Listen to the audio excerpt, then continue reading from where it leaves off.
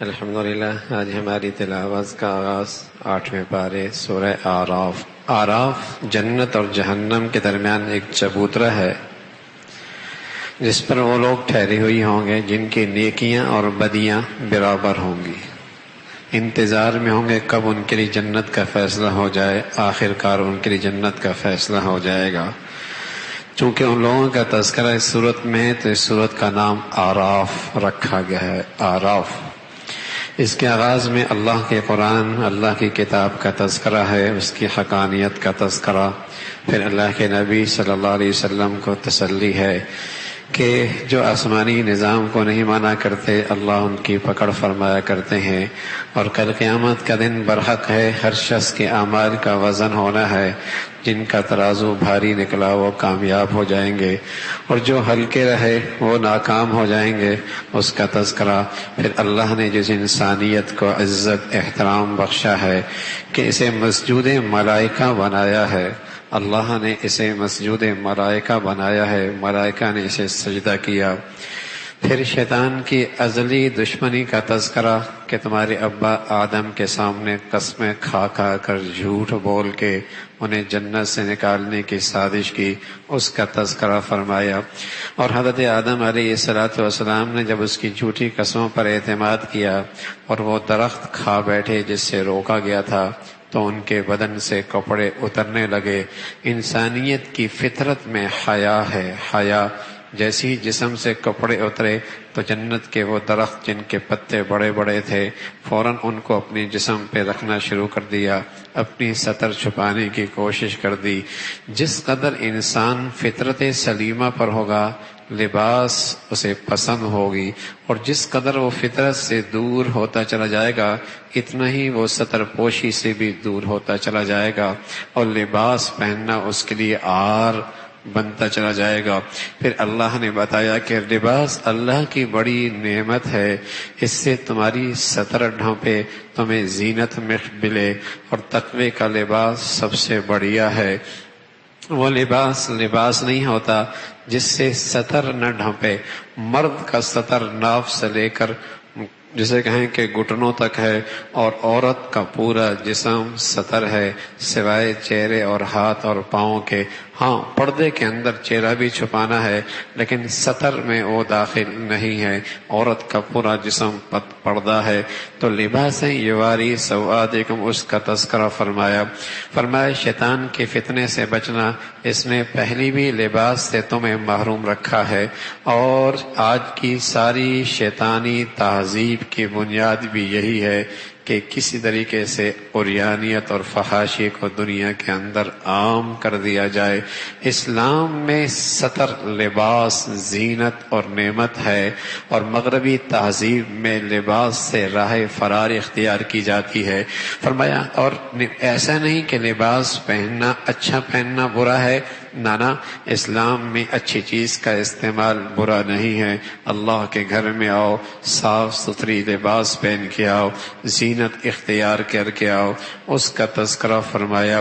پھر اللہ رب العزت نے ان لوگوں کی مذمت فرمائی جو اللہ پر جھوٹ اور بہتان باندھتے ہیں، اور فرمایا کہ وہ لوگ جو اللہ کی نافرمانی کرتے ہیں اور اللہ کی آیات سے تکبر کرتے ہیں، انہوں نے جنت میں داخل کوئی نہیں ہونا، اور ان کے لیے جنت میں داخل ہونا اتنا محال ہے جیسے سوئی کے ناکے میں اونٹ کا گزرنا محال ہے، ایسی کافر کا جنت میں جانا محال ہے، اس کا تذکرہ فرمایا۔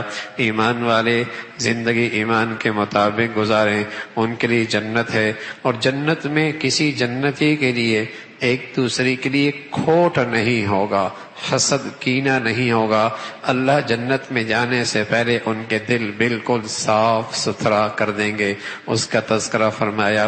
پھر جب جنتی جنت میں چلے جائیں گے تو کچھ جہنمیوں سے کہیں گے ہم نے تو اپنے اللہ کا وعدہ سچا پایا ہے، تمہارے ساتھ کیا معاملہ ہوا ہے، اس کا تذکرہ۔ پھر آراف میں کھڑے لوگ بیٹھے انتظار میں اس چبوترے پہ، ایک طرف دیکھیں گے جہنمیوں میں کچھ ان کے جاننے والے نظر آئیں گے، کچھ لوگ ملیں گے جنت میں ان کی جان پہچان نظر آئے گی، اللہ سے ان سے پناہ چاہیں گے، جنت کی طرف چاہیں گے۔ پھر اللہ رب العزت نے فرمایا جہنمی جنت والوں سے کہیں گے کہ کوئی پانی کا گھونٹ ہی دے دو، اور روٹی کا ایک لقمہ ہی دے دو، ایک لقمہ ہی دے دو۔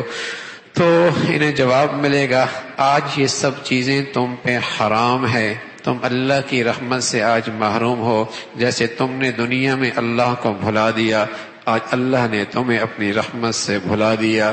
اور فرمایا تم نے دنیا میں دین کو کھیل تماشا بنا رکھا تھا، اور تم دنیا پر دنیا ہی میں فنا تھے، اس کا تذکرہ اور اس کی مذمت فرمائی۔ پھر اللہ کی بڑائی، زمین و آسمان کا یہ نظام چلانا، سورج چاند کا یہ پیدا کرنا، اور مردہ زمینوں کو، بنجر زمینوں کو اپنی قدرت سے، آسمانی بارش سے پھر زندہ کرنا۔ جس طرح اللہ یہ سب کچھ کر رہا ہے، ایسی اللہ انسانوں کو مرنے کے بعد دوبارہ زندہ فرمائیں گے۔ پھر مختلف انبیاء علیہ السلام کا تذکرہ، حضرت نوح کا تذکرہ ہے، اللہ کی وحدانیت کی دعوت ہے۔ قوم عاد کی طرف وَإِلَىٰ عَادٍ أَخَاهُمْ هُودًا، حضرت ہود آئے، اللہ کی وحدانیت دی، اور قوم عاد بڑا لمبا جسم رکھنے والی اور مضبوط طاقت رکھنے والی، یہاں تک کہ لمبے قد، بڑھاپا 300 سال تک بھی نہیں آتا تھا، کمر نہیں جھکتی تھی، 300 سال تک بھی بال سفید نہیں ہوتے تھے، ایسی صحتیں، جوانیاں، لیکن وقت کے نبی کی دعوت کو ٹھرایا، اللہ رب العزت کی پکڑ آئی اور دنیا کے لیے ان کی کہانی تماشا بن گئی، اس کا تذکرہ۔ پھر قوم سمود بھی ایسی قوم جس کی طرف حضرت صالح آئے، اور ایک اونٹنی پہاڑ سے اللہ نے نکالی جو گابن تھی، بچہ پیدا کرنے کے قریب تھی، لیکن اللہ کے اس معجزے کی انہوں نے توہین کی، اسے ذبح کر دیا، پیغمبر کی دعوت کا انکار کیا۔ ایسی مضبوط قوم پہاڑوں میں گھر بنایا کرتی تھی، پہاڑوں میں گھر بنایا کرتی تھی، اللہ نے اسی بھی ہلاک فرما دیا، اس کا تذکرہ۔ پھر قوم لوط جو بے حیائی اور فحاشی میں ساری انسانیت میں سب سے آگے تھی، اپنی شہوت مردوں سے پورا کرتے، عورتیں عورتوں سے پورا کرتی، ان پر اللہ کی طرف سے ایک عجیب عذاب آیا، آسمان سے پتھر برسے، ہر ایک کا نشان زدہ پتھر تھا، سر سے لگتا، جسم کو چیرتا ہوا زمین پہ چلا جاتا۔ فَسَاءَ مَطَرُ الْمُنذَرِينَ، بہت بری بارش تھی جو ان پر برسی ہے ان کی بے حیائی اور گندگی کی وجہ سے۔ پھر قوم مدین کا تذکرہ ہے، حضرت شعیب علیہ السلام نے اللہ کی انہیں دعوت دی اور تلقین کی، ناپ تول میں کمی نہ کرنا، لوگوں کا حق پورا لو اور لوگوں سے حق پورا لو، اور جب دینے کی بات ہو اس میں کوتاہی اور اس میں چوری کرو، اس کی مذمت فرمائی۔ قوم کہنے لگی تم بڑے پارسا بنتے ہو، ہم تمہیں اپنی بستی سے نکال دیں گے، اس کا تذکرہ۔ پھر اللہ کی پکڑ اس قوم پر بھی آئی۔ پھر حضرت موسیٰ علیہ السلام کا تذکرہ، جنہیں اللہ نے غیر معمولی معجزے عطا فرمائے تھے، لاٹھی اژدہا بن جاتا، اپنا ہاتھ نکالتے اس میں روشنی پھوٹنے لگتی۔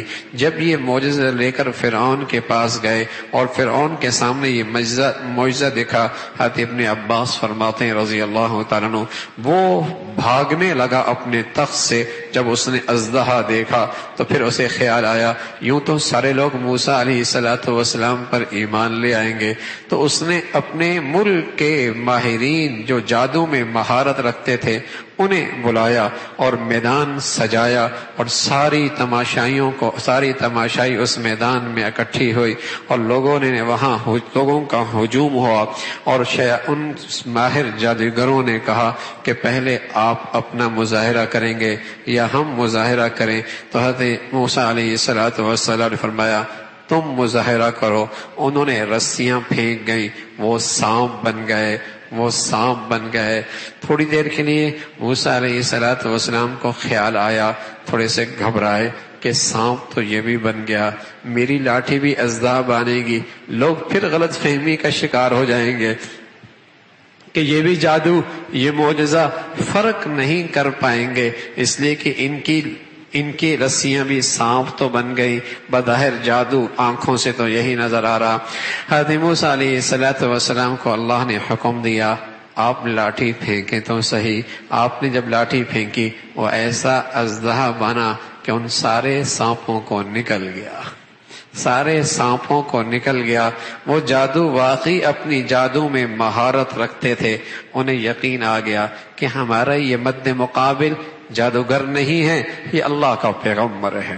انہیں یقین آ گیا کہ یہ جادوگر نہیں ہے، یہ اللہ کا پیغمبر ہے.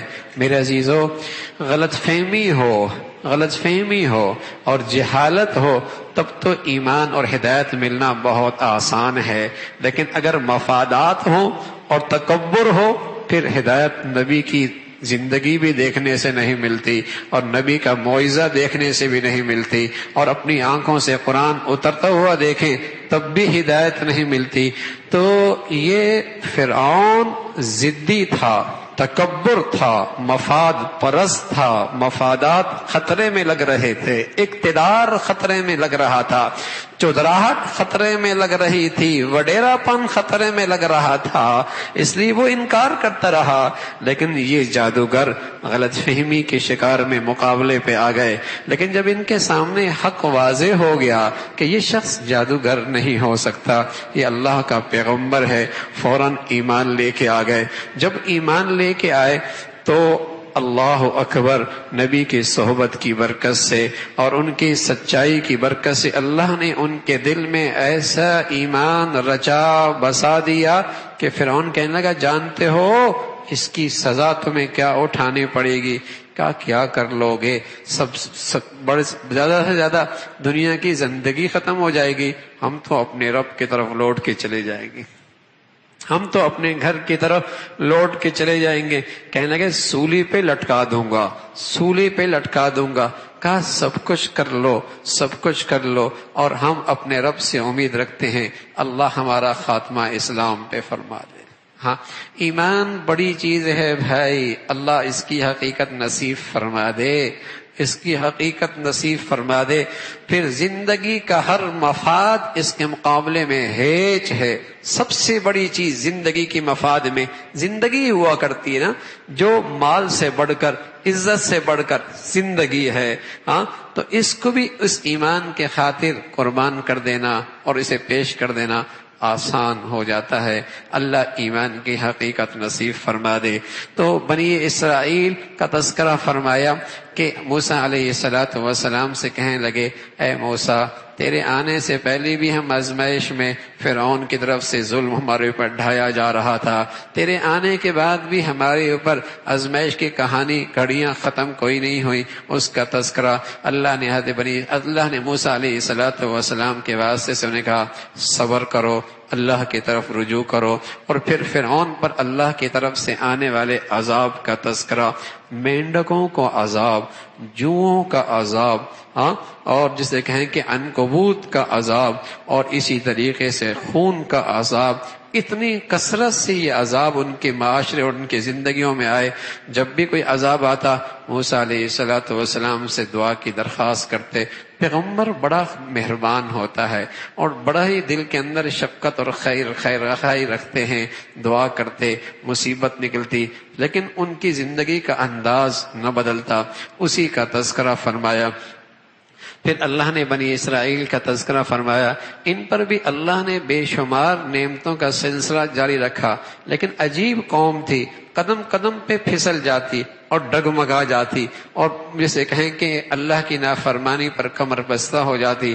اس کا تذکرہ فرمایا. حضرت موسیٰ علیہ السلام کو اللہ نے کوہ طور پہ بلایا اور پھر تورات دے دی. تورات لے کے آئے، لیکن قوم ماننے کے لیے تیار نہیں اور پیچھے بچھڑے کی عبادت میں لگ گئی اور اسے اپنا معبود بنا لیا. حضرت موسیٰ علیہ السلام نے اس پہ ناراضگی کا اظہار کیا. حالانکہ اللہ نے اس قوم پر اتنے انعامات فرمائے تھے کہ آسمان کے بادلوں کو ان کے لیے سایہ بنا دیا، پتھر پہ چٹان سے اللہ نے ان کے لیے چشمے جاری کر دیے، پکے پکائے کھانے آسمان سے ان پر بھیج دیے. لیکن ایسی احسان فراموش قوم تھی کہ اللہ نے انہیں ہفتے کی عبادت کی بات کی تو اس کے اندر ہیلوں کے ساتھ اس کے اندر مچھلی کا شکار کرنا شروع کر دیا. تو اللہ رب العزت نے کونوا قردۃ خاسئین، حکم دیا ذلیل بندر ہو جاؤ، اور یہ ساری قوم بندر بن گئی، چند دنوں کے بعد زندہ رہی پھر مر گئی، اس کا تذکرہ۔ پھر اللہ نے ساری انسانیت سے اپنی وحدانیت کا اقرار کروایا تھا، دنیا میں آنے سے پہلے اللہ نے یہ سبق یاد کرایا تھا، کیا؟ الست بربکم، تمہیں پالتا کون ہے؟ دنیا میں آنے سے پہلے یہ سبق یاد کرایا تھا، تمہیں پالتا کون ہے؟ اور پھر عملی طور پر بھی سبق یاد کرایا کہ اماں کے پیٹ میں، ماں کی رحم میں، جھلی کے اندر، پیٹ کے اندھیرے میں تمہیں کس نے پالا ہے؟ تمہیں کس نے پالا ہے؟ پہلے سبق دیا اور پھر عملاً اس کی مشق بھی کروائی۔ لیکن دنیا میں جب یہ انسان آتا ہے، اپنی عقل و دانش پہ اور چمک دمک پہ ایسا اسے ناز ہوتا ہے، یہ سمجھتا ہے میں خود کھاتا ہوں اور خود کماتا ہوں اور اللہ کریم ہے اور اللہ مہربان ہے۔ یہ سبق اس لیے یاد کرایا کہ آج جتنے فتنے آ رہے ہیں اور اولادیں خطرات کا شکار ہو رہی ہیں، اس کی پیچھے یہی ہے کہ ان کا معاش کا کیا ہوگا، ان کی معیشت کا کیا ہوگا۔ ہر فتنہ معیشت کے سواری پہ سوار ہو کے آ رہا ہے، ہر فتنہ معیشت اور معاش کے سواری پہ سوار ہو کے آ رہا ہے۔ بیٹیوں کی عزتیں گئیں، نوجوانوں کے شباب گئے، بڑوں کے ایمان خطرے میں پڑ گئے۔ فکر کیا ستا رہی ہے؟ معاش کا کیا ہوگا، معیشت کا کیا ہوگا۔ حالانکہ اللہ نے یہ سبق دنیا میں آنے سے پہلے پڑھایا، تمہیں پالتا کون ہے، اور پھر تمہیں اماں کے پیٹ میں کس نے پالا ہے؟ زمین و آسمان کے پیٹ کے اندر بھی وہی پالنے والا ہے، وہی پالنے والا ہے، اسی کا تذکرہ۔ پھر بنی اسرائیل کا ایک عالم تھا جو بڑا مفاد پرست تھا، جس کا نام بلم بن باعورہ تھا۔ اس نے اللہ کی آیتوں کا معنی اور مفہوم بدل دیا اپنی بیوی کے کہنے پر، ذاتی مفادات کی خاطر۔ اللہ نے اس کی زبان ایسے نکال دی جیسے کتی کی زبان باہر نکلتی ہے، اور ہر وقت کتے کی طرح جیسا کتا پیاسا ہو، اس کیفیت کے اندر وہ رہا۔ اللہ نے اس کی مذمت فرمائی کہ جب اللہ کے حکموں کو بدلتے ہو تو بس اوقات اللہ کی سزا بھی جلدی آ جایا کرتی ہے، اس کا تذکرہ فرمایا۔ پھر اللہ رب العزت نے ان کی تعریف فرمائی جو ایمان کی زندگی اختیار کرتے ہیں، اور ان کی مذمت فرمائی جو آنکھیں رکھتے ہیں عبرت نہیں پکڑتے، کان رکھتے ہیں لیکن سن کر سبق نہیں لیتے۔ فرمایا یہ ایسے جیسے اندھے بہرے ہیں، بلکہ یہ تو جانوروں سے بھی گئے گزرے ہیں۔ اللہ نے ان کے بارے میں فرمایا اولئک الانعام، یہ تو جانوروں سے بھی گئے گزرے ہیں۔ جانور بھی بس اوقات اپنے مالک کا احسان شناس ہوتا ہے۔ کتے کو روٹی کھلائی جائے رات بھر اپنے مالک کی چوکیداری کرتا ہے، اور گھوڑے کو پالا جائے تو میدان جنگ کے اندر خطرات میں کود پڑتا ہے، حالانکہ دیکھ رہا ہوتا ہے گردن کٹ رہی ہے، پاؤں کٹ رہے ہیں، جسم کٹ رہا ہے، زندگی جا رہی ہے، لیکن مالک کے کہن پر میدان میں کود پڑتا ہے۔ لیکن اللہ کا یہ نافرمان احسان فراموش ایسا ہے کہ اللہ کی نعمتیں انگنت ہیں، لیکن نہ عبرت لیتا ہے نہ سبق لیتا ہے۔ تو فرمایا اولئک الانعام، یہ تو جانوروں سے بھی گئے گزرے ہیں۔ اللہ نے ان کی مذمت فرمائی۔ پھر آپ سے یہ سوال کرتے ہیں قیامت کب آئے گی؟ آپ انہیں کہہ دیں قیامت کا صحیح علم صرف اللہ کے پاس ہے، غیب کا علم میں نہیں جانتا۔ اگر غیب کا علم میرے پاس ہوتا تو کبھی مجھے دنیا میں تکلیف نہ اٹھانی پڑتی اور دنیا میں مجھے کوئی پریشانی نہ ہونی پڑتی، میں اپنی بھی ساری خیلیں پہلی اکٹھی کر لیتا۔ اللہ کے نبی صلی اللہ علیہ وسلم نے یہ بتایا کہ غیب کا علم صرف اللہ کے پاس ہے، ہر چیز کا جاننے والا ایک اللہ کی ذات ہے، اس کا تذکرہ۔ پھر فرمایا جن کے یہ پرستش کرتے ہیں نہ سنتے ہیں نہ جواب دیتے ہیں نہ ان کی حاجت پوری کرتے ہیں۔ پھر اللہ کے نبی صلی اللہ علیہ وسلم کے بلند اخلاق کی تعلیم ہے کہ آپ معاف کر دیجئے، درگزر کر دیجئے، اچھے انداز سے ان سے پیش آئیے، اور آپ کے واسطے سے امت کو تعلیم دی اگر تمہیں شیطان چنگ مارے اور تمہیں گمراہی کی طرف لے جائے تو فوراً اعوذ باللہ پڑھو تاکہ شیطان کے وسوسوں سے اور اس کے اثرات سے محفوظ ہو جاؤ۔ فرمایا جن کے دلوں میں تقوی کا نور ہوتا ہے، بشری تقاضے کی وجہ سے غلطی ان سے بھی ہو سکتی ہے، جن کے دلوں میں تقوی کا نور ہوتا ہے، بشری تقاضے کی وجہ سے غلطی ان سے بھی ہو جاتی ہے، لیکن یہ فوراً ہوش میں آ جاتے ہیں، فوراً اپنی غلطی کا احساس کر لیتے ہیں۔ پھر آخر میں قرآن کی عظمت، ادب، احترام کا تذکرہ فرمایا۔ تلاوت کو عظمت احترام سے سنو، اس کا ادب اور احترام کا خیال رکھو، اس کا تذکرہ۔ سبحانک اللہم و بحمدک، نشہد ان لا الہ الا اللہ، نستغفرک ونتوب الیک۔